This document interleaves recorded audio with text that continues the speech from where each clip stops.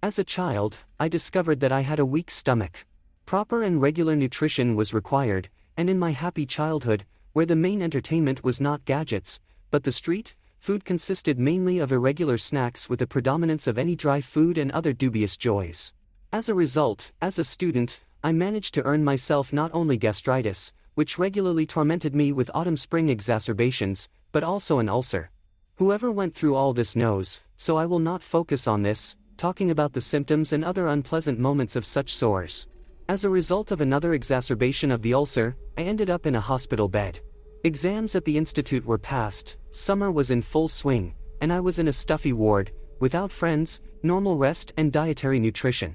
Besides me, there were 3 other adults in the room. One patient was already being prepared for discharge, and in a couple of days there were 3 of us left in the ward. One of my neighbors was called Sergei Vasilievich. Despite a decent age difference, he asked me to call him simply Vasiliak. He was quite an interesting person. He worked at one time in geological exploration, talked about work, about constant business trips. It seemed interesting and romantic to me. Taiga, guitar, fire, but Vasiliak quickly destroyed my idyllic ideas, talking about the specifics of the profession. Dirt, cold, life intense, midges, mosquitoes and swamps. It was, of course, insanely interesting, but it is unlikely that we, ordinary inhabitants, will be able to imagine all the ups and downs of working in the north without seeing something like this at least once. Almost every day my neighbor's wife came to visit. An elderly, kind woman who, by age, was more like a grandmother to me than even a mother. She always came sad and talked for a long time in a low voice with Vasiliak, and I tactfully went out at that moment for a walk, if it wasn't raining, or just to wander along the corridor.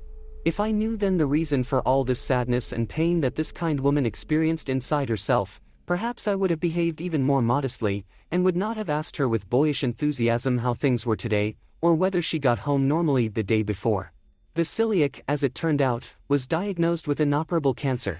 He faded right before our eyes. If the first few days I did not notice it, then everything became clear. God gave me 1.5 weeks of communication with this very interesting and wise man. Of course, I am not strong in medicine, but it seems that the hopeless are sent home so as not to spoil the statistics. I can be wrong, so I ask the doctors to forgive me in advance if I slandered. However, my neighbor was there until the very last day. The last 2 nights were especially difficult. He, apparently, in pain, periodically fell into oblivion, and then groaned slightly. Considering what pains could have been in this case, I think that this is a very courageous person. Moreover, in all the time I have never seen a person injected with morphine. Tablets were brought every morning, but, out of respect for the person, I did not ask what kind of medicine they were. I only found out about the diagnosis after his death, to be honest. Vasiliak had a pack of domestic cigarettes on his bedside table, but he did not smoke. He generally got out of bed only for sanitary needs. I quit smoking in my old age, Vasiliak told me proudly. Sometimes he took out a cigarette from the pack, sniffed it and returned it back. As I said above, for the last 2 nights my neighbor has been very ill. On the last night, rather even closer to morning, I did not look at the time, but the summer nights are short, and dawn was already dawning outside the window. Vasiliak called me by name. I'll leave today, I would just wait for my wife, said the doctor and went to the window. In the morning his wife, Vasiliak, came in, breathing heavily, holding her hand and lying with his eyes closed. As usual, I left the ward and, despite the sunny weather, began to wander along the corridor. I was not at all in the mood to go outside. I walked for a long time. I didn't want to see a heartbroken woman, and I just wanted to let people talk normally. Returning to the ward, I discovered that the old people were not alone there. The doctor was sitting next to Vasiliak's bed. His wife was crying. Vasiliak was breathing heavily. Say goodbye, said the doctor and went to the window. The woman held her husband's hand. I sat on the edge of my bed and looked at the floor. I used to see how people die, so there was no fear, only deep compassion for the person and his wife. Not knowing the diagnosis of a neighbor, I still hoped for the best in the depths of my soul.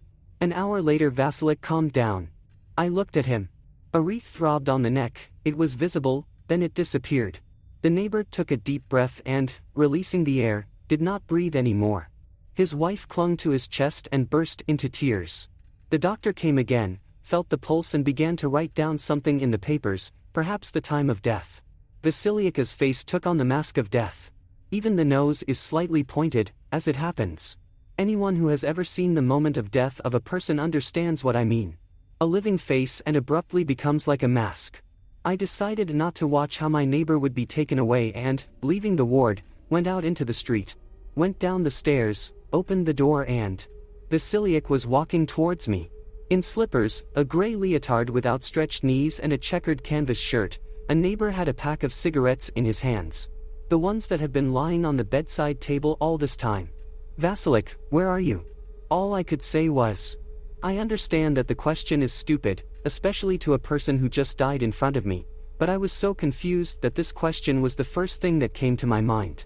Yes, he left the cigarettes on the bench, he left the cigarettes, and now it will rain, they will get wet. As soon as the door closed behind him, I walked straight down the alley and sat down on a bench.